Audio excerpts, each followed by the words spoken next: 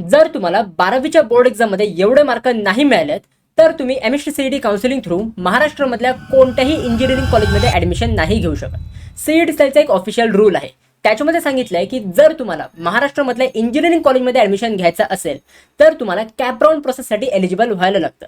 आणि कॅपराऊंड प्रोसेससाठी एलिजिबल व्हायचं असेल तर तुम्हाला 12वीच्या बोर्ड एक्झाममध्ये हे 3 सब्जेक्ट असतील, physics plus chemistry plus mathematics. हे तिन्ही सब्जेक्ट मिळून टोटल तुमचे 300 मार्क होतात। सो तुम्हाला physics plus chemistry plus mathematics हे तिन्ही सब्जेक्ट मिळून 300 पैकी मिनिमम तुमचे 135 मार्क आले पाहिजेत जर तुम्ही ओपन कॅटेगरीमध्ये असाल तर। जर तुम्हाला 135 मार्कपेक्षा 1 मार्क कमी मिळाला, म्हणजे जर तुम्हाला 300 पैकी 134 मार्क मिळाले तरी पण चालतील, बट जर तुम्हाला 134 पेक्षा कमी मार्क मिळाले तर चालणार नाही, तुम्ही इंजिनिअरिंग कॉलेजमध्ये ॲडमिशन नाही घेऊ शकणार, म्हणजेच तुम्ही कॅपराऊंड प्रोसेससाठी एलिजिबल होणार नाही।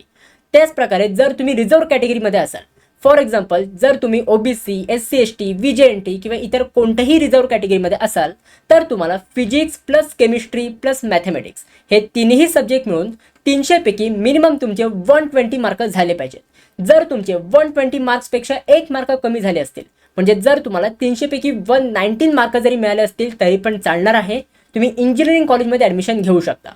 बट जर तुम्हाला 119 पेक्षा कमी मार्क मिळाले तर चालणार नाही, तुम्ही इंजिनिअरिंग कॉलेजेससाठी एलिजिबल होणार नाही। आता ह्या केसमध्ये भरपूर मुलं अशी असतात ज्यांचा हा ग्रुपिंग क्रायटेरिया क्लिअर होत नाही, तर त्या मुलांसाठी सीईटी त्यांनी एक लाईफलाईन सुद्धा दिलेली आहे।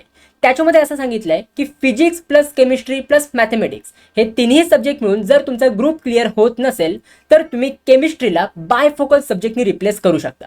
आता हे बायफोकल सब्जेक्ट कोणते आहेत तर ह्याची लिस्ट मी तुम्हाला स्क्रीनवरती दिलेली आहे। आता ह्या लिस्टमधनं कोणता तरी एक सब्जेक्ट तुम्हाला 12वीच्या बोर्ड एक्झामला असेल। सो फॉर एक्झाम्पल जर तुमचा physics plus chemistry plus mathematics हे तिन्ही सब्जेक्ट मिळून तुमचा क्रायटेरिया क्लिअर होत नसेल आणि जर तुम्हाला 12वीला CS हा ॲज अ बायफोकल सब्जेक्ट असेल तर तुम्ही केमिस्ट्रीला CSने रिप्लेस करू शकता। म्हणजेच काय की physics plus CS plus mathematics हे तिन्ही सब्जेक्ट मिळून तुम्ही तुमचा एलिजिबिलिटी क्रायटेरिया क्लिअर करून घेऊ शकता आणि महाराष्ट्राच्या एमएसटी सीईटी काउन्सिलिंगमध्ये तुम्ही पार्टिसिपेट करू शकता। म्हणजेच ह्या प्रकारे तुम्ही इंजिनिअरिंग कॉलेजेससाठी एलिजिबल होऊ शकता। आता जर तुम्हाला ह्याच्यावर डिटेल व्हिडिओ बघायची असेल तर ती मी आपल्या चॅनलवरती अपलोड केलेली आहे, बट जर तुम्ही ही व्हिडिओ इंस्टाग्रामवर बघत असाल तर कॉमेंट सेक्शनमध्ये टाईप करा लिंक आणि त्या व्हिडिओची लिंक मी तुम्हाला DM मध्ये सेंड करेन, बट त्याआधी मला फॉलो नक्की करा।